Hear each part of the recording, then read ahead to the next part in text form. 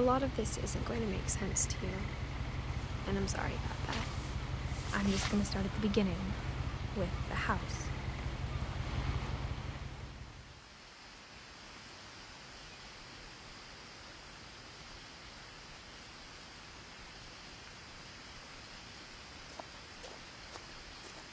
Someone had put up a chain link fence, but it looked like I wasn't the first person to hop it.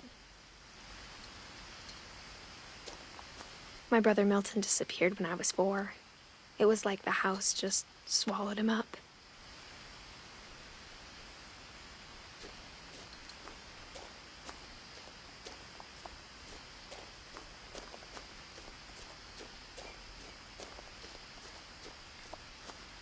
I lived here until I was 11, but I wasn't allowed inside half the rooms.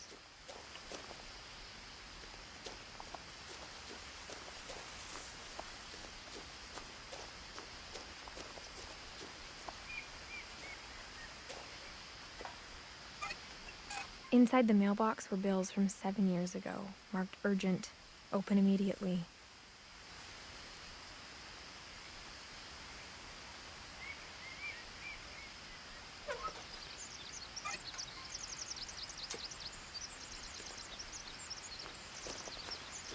I hadn't been back since my brother Lewis's funeral.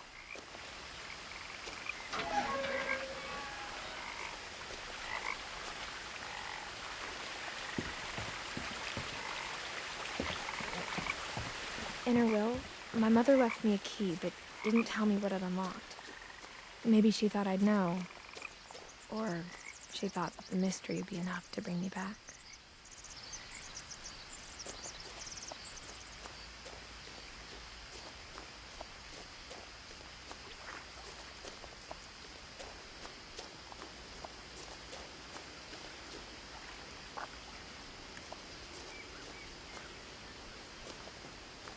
The truth is, even after I inherited the house, I never thought I'd come back to it. But now I had questions about my family that only the house knew the answers to.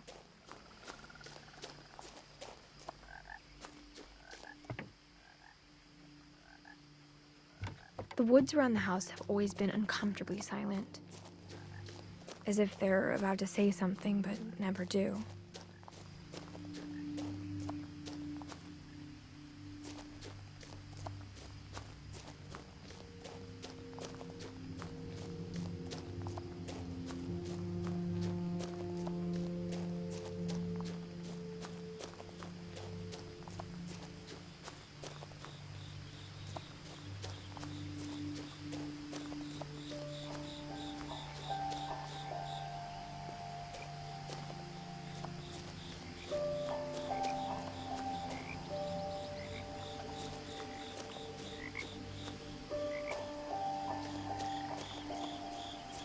The house was exactly like I remembered it, the way I'd been dreaming about it.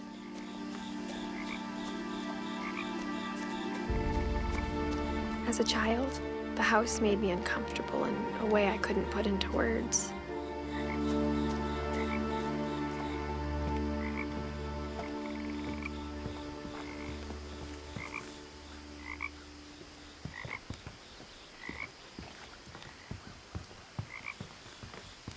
Now, as a 17-year-old, I knew exactly what those words were.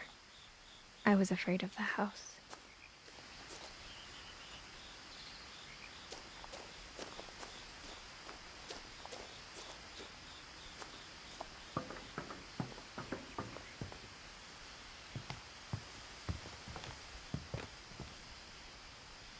I hoped the key might unlock the front door. It didn't.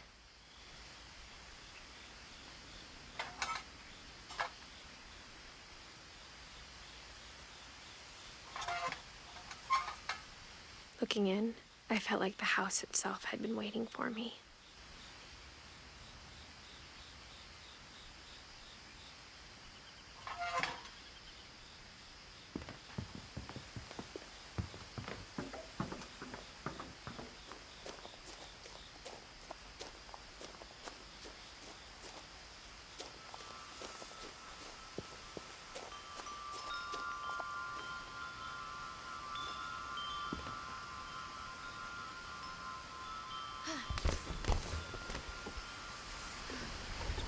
Crawling through the doggy door used to be a lot easier when I was 11.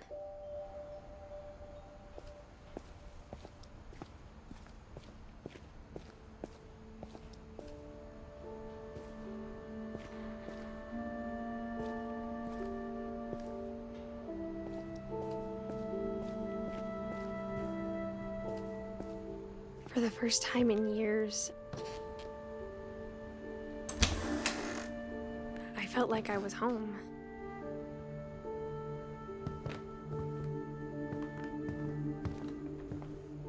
But instead of a family, there were just memories of one.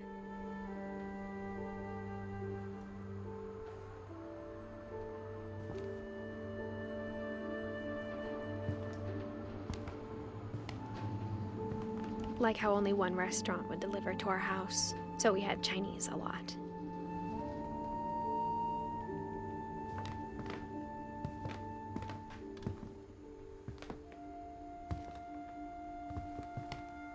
Or how after Louis started working at the cannery, we all got sick of eating salmon. Except our cat, Molly.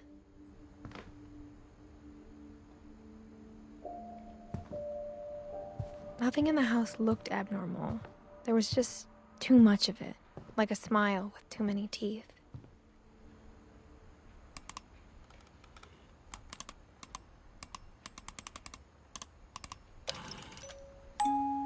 Great-Grandpa Sven built a music box for Barbara, along with the rest of the house.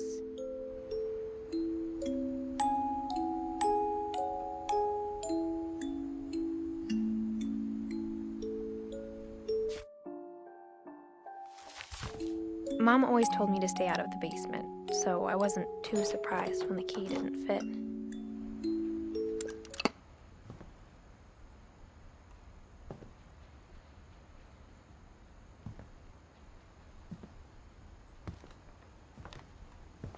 Even the fireplace had a story. Edie told me the bricks came from the original house, after it sank.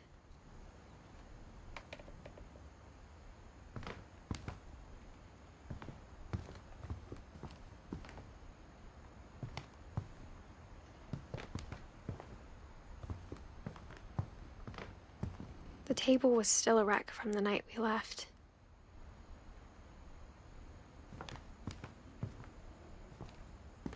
It was like a bomb had gone off, killing everyone but sparing the furniture.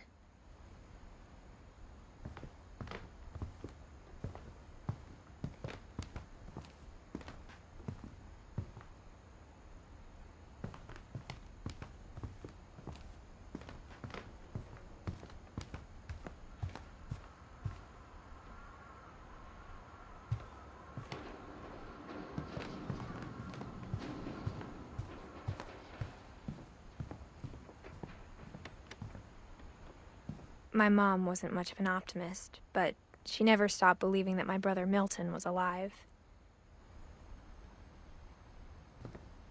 A lot of things got left behind in the whirlwind of that last night.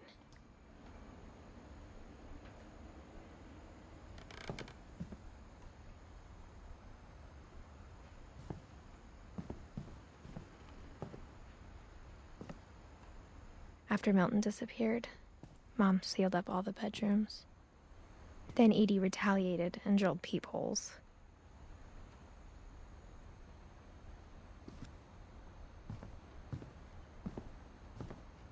I spent a lot of time playing in Great Uncle Walter's room. I think my mom sometimes regretted not sealing it up.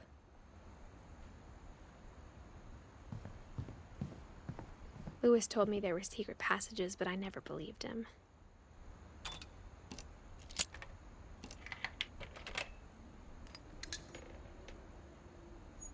Turns out, my mom was really good at keeping secrets.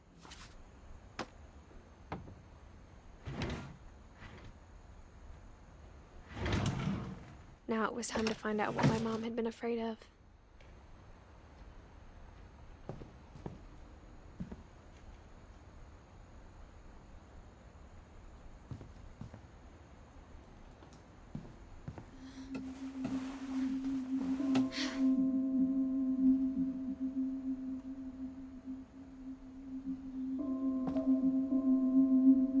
this, maybe it sounds like I had a plan, but I had no idea what was behind that door.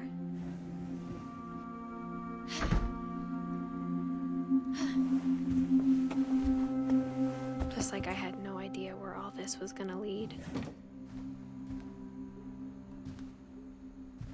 I grew up looking at Molly's room through the peephole. Molly's gerbil had a tiny bedroom with its own even tinier gerbil cage.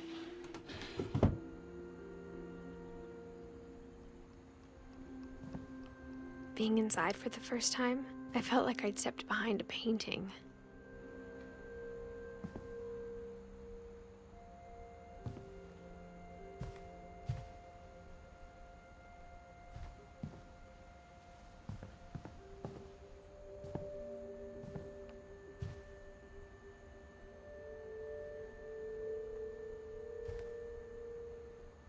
I got the sense Edie had spent a lot of time here, before my mom sealed the doors.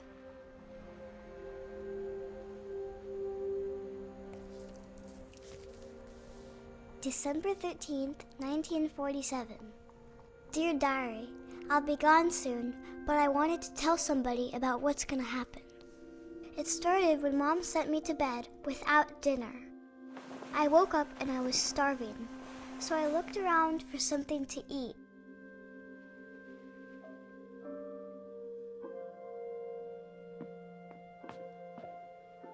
The gerbil food was dry, but I didn't mind it.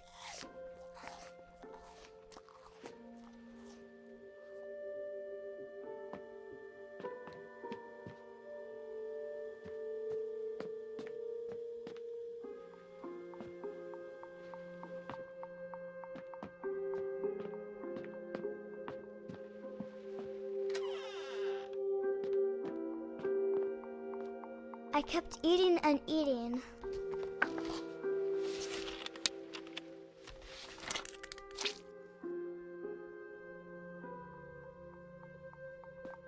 I ate a lot of things that night.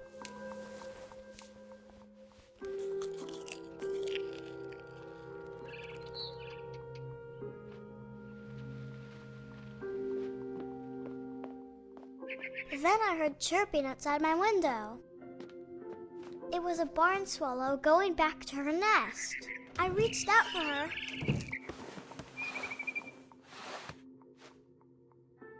And suddenly, I was a cat.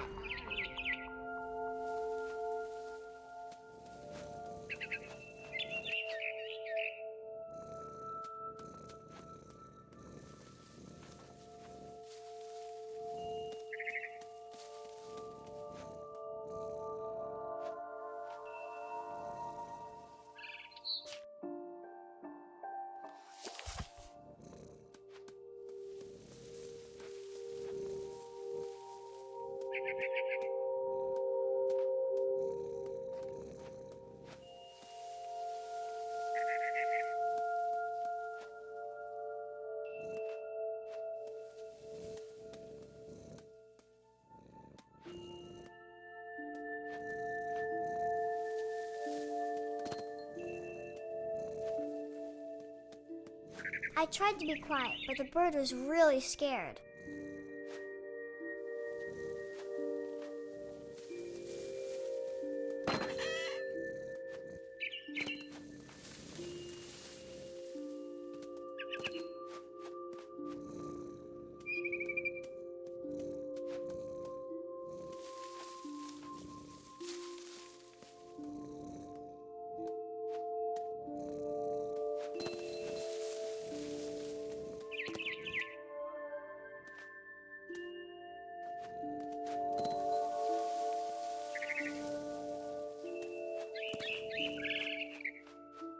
Mom and Dad didn't even look at me.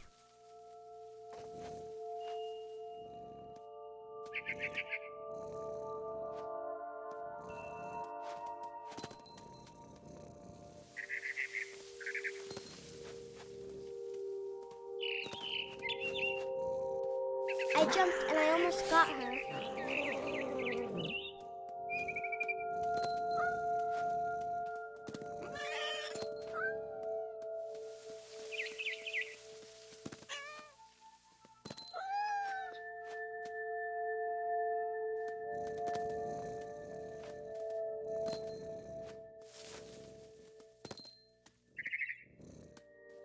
I could tell she was getting really tired. Now I was up in the big tree. I promised Dad I wouldn't climb it anymore. All I cared about was eating that mama bird.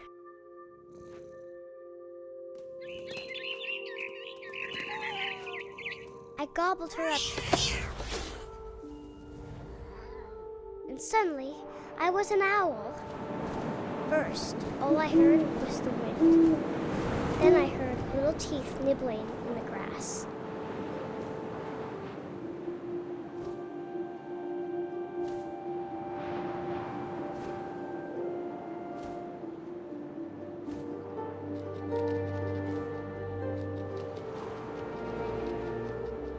Rabbits.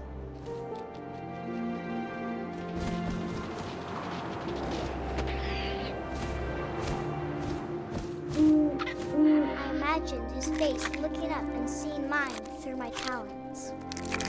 I swallowed him up, and I didn't chew one bit.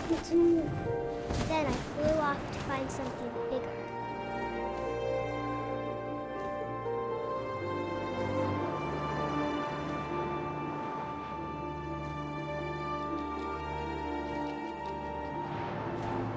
A mama rabbit.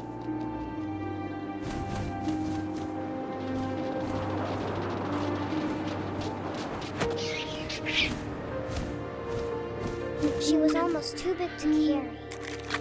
I started choking, but I couldn't stop eating. And suddenly, I was a shark.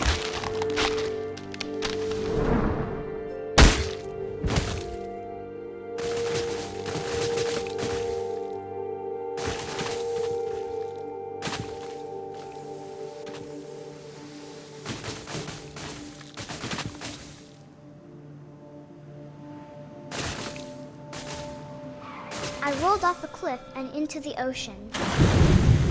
Now, I was hungrier than ever.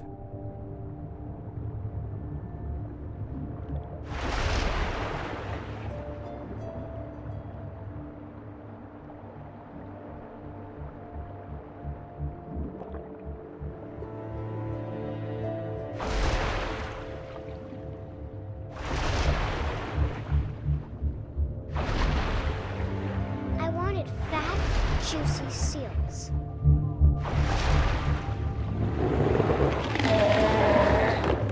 I tore off her flipper, and it tasted really good.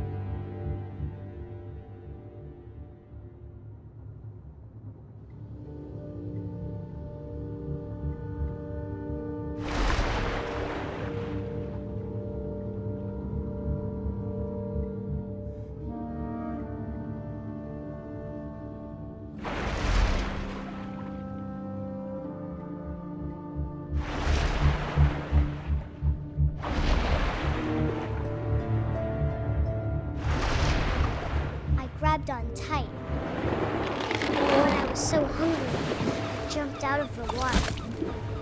When I opened my eyes, everything had changed.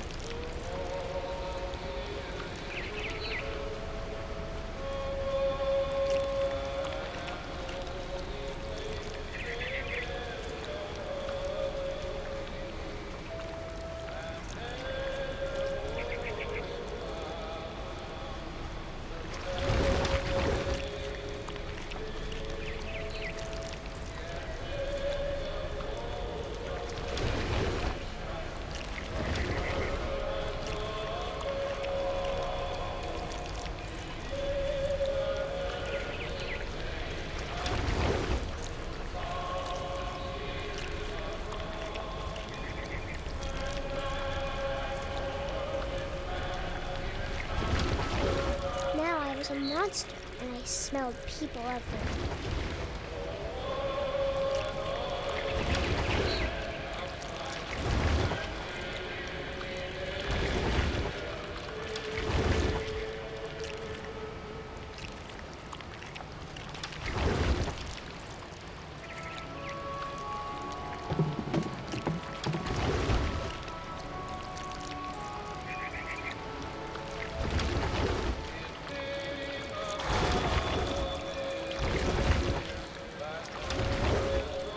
I was big, but I moved real quiet.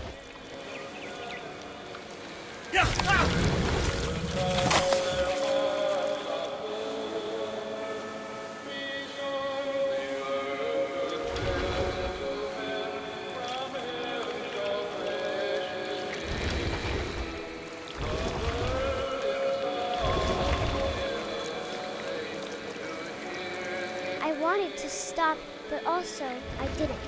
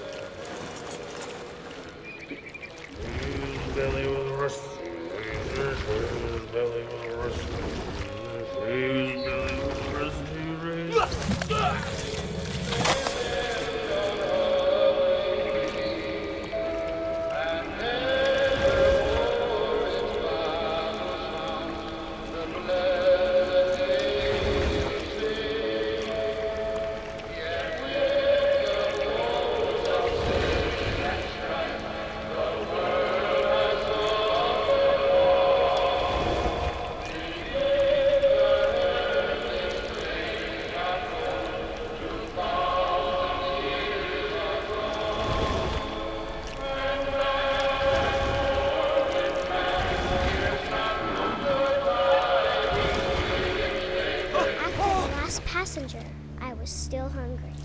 And across the water, I smelled something new.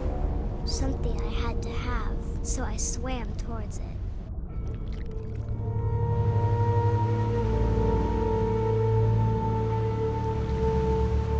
I slithered onto the sand, and the good smell went into an old pipe.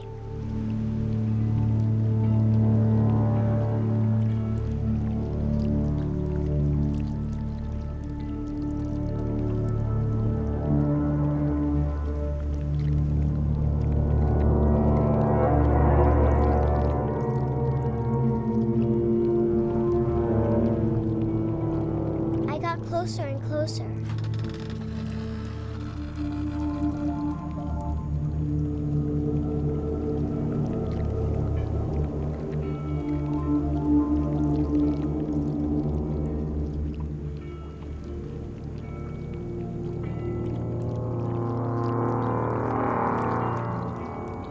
All of my stomach started growling. And suddenly, I was me again. I held my breath for a long time, but I couldn't hear anything. I think it's waiting for me to fall asleep. But it's not going to wait much longer. It needs to feed, and we both know I will be delicious.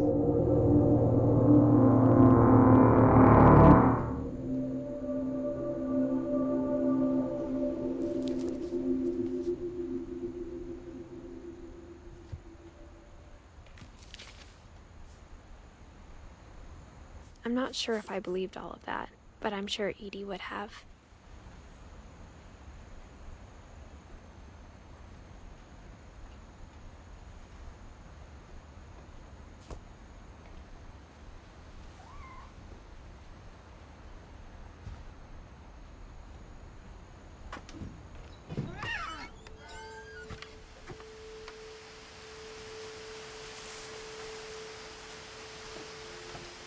This will be obvious later, but my mom never told me any of these stories. Edie would have, but Mom didn't like bringing up the past.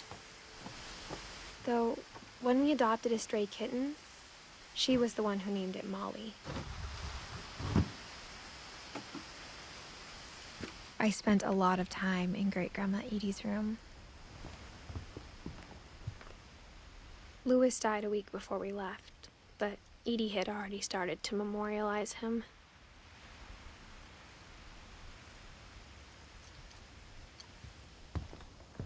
Her room was like a museum.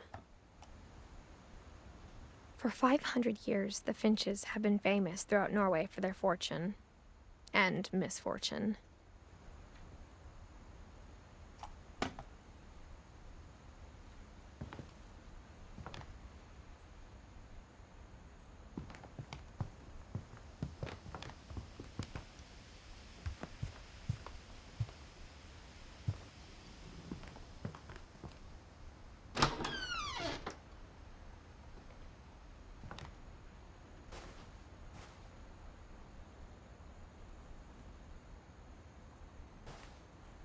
The only trace Grandpa Sam's first wife, Kay, left on the house was the pink bathroom.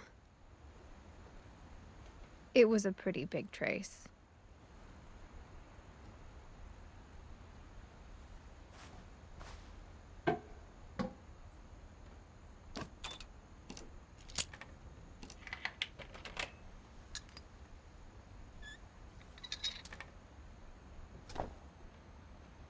There's a secret in this bathroom.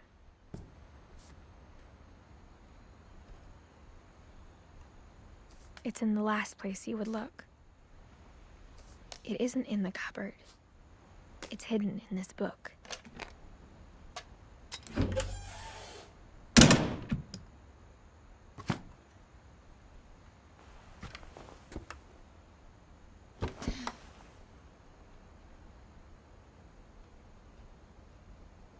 Sven gave Sam an old camera he'd refurbished. He never put it down.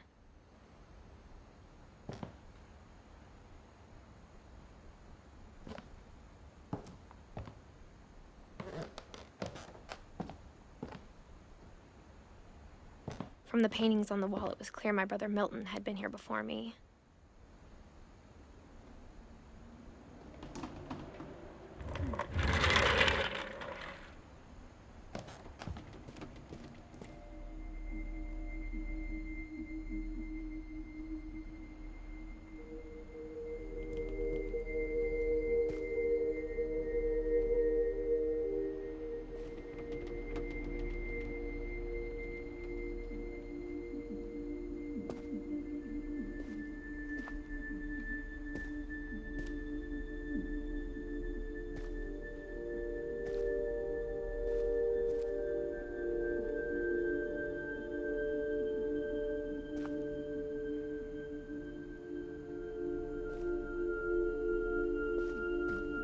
I knew Grandpa Sam had a twin, and that he never talked about him. I guess my grandpa didn't like history any more than my mom did.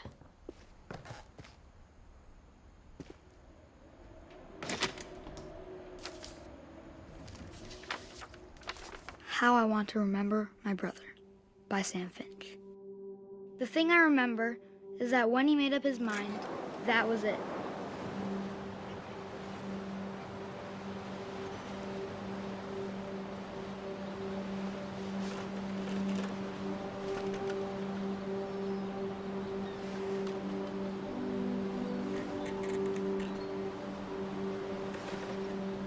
My brother said he'd die before he ate another mushroom. And he did.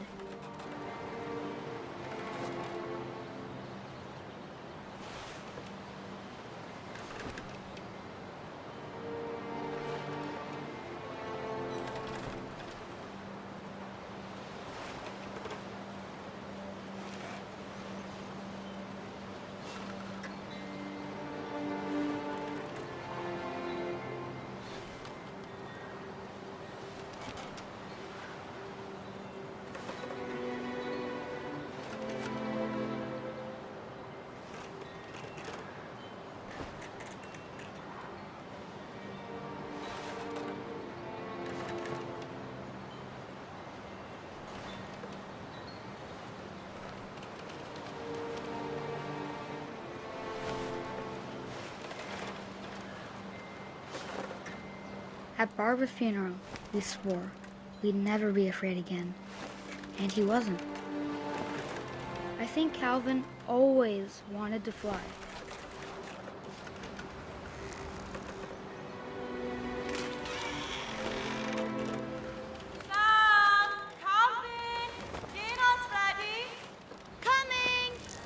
But that day, he finally made up his mind to do it. I told him going around was impossible.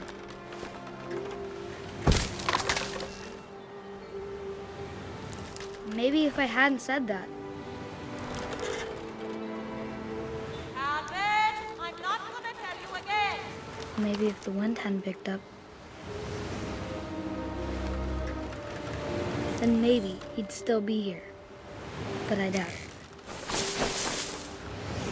I think he'd already made up his mind. That's what I want to remember about my brother.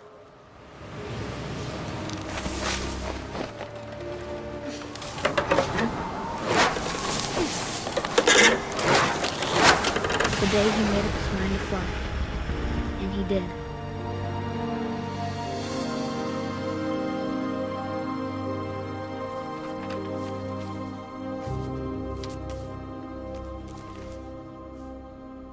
Calvin's story felt strangely familiar. When I was younger, I remember trying to do the exact same thing.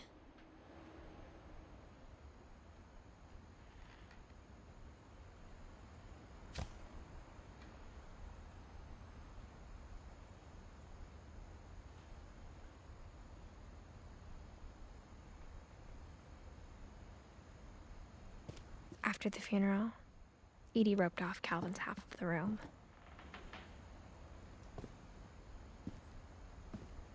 Mom said Grandpa Sam enlisted at 18 and never set foot in the room again.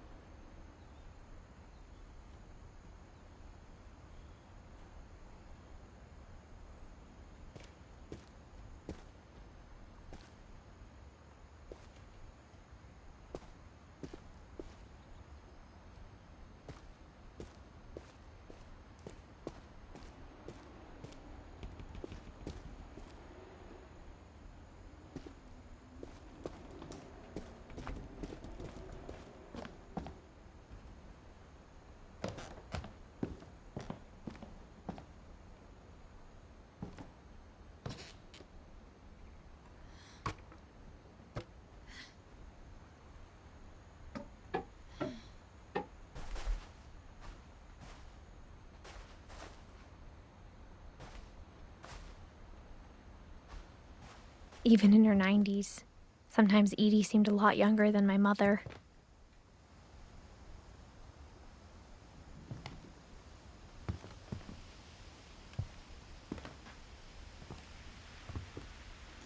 One summer, they evacuated the island, but Edie refused to go. For a few weeks, she was a celebrity.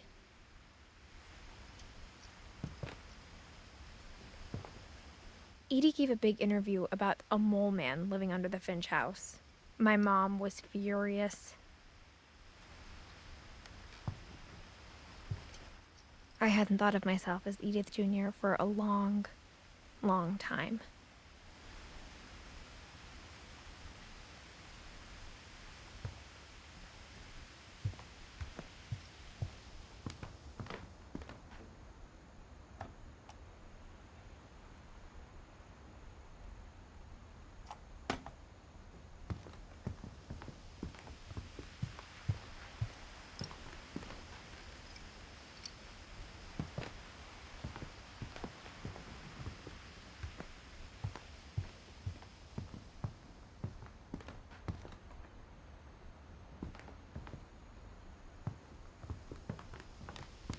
Edie knit me a new pair of gloves every year, just in time to replace the old ones.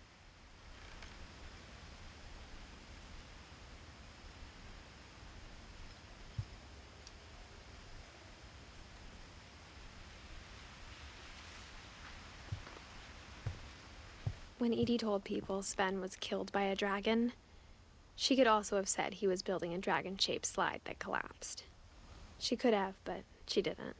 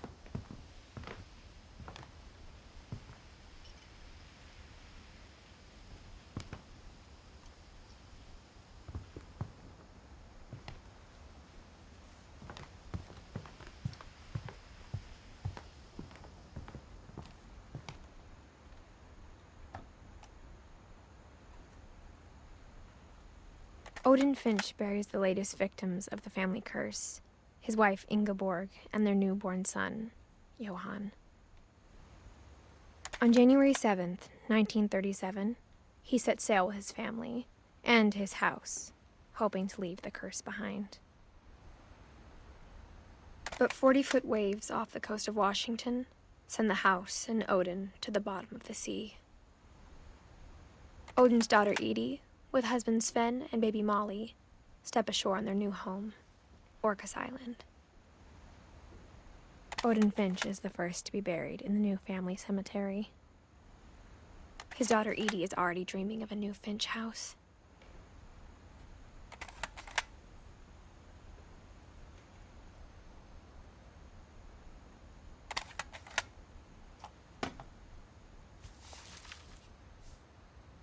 Whatever's wrong with this family, it goes back a long ways.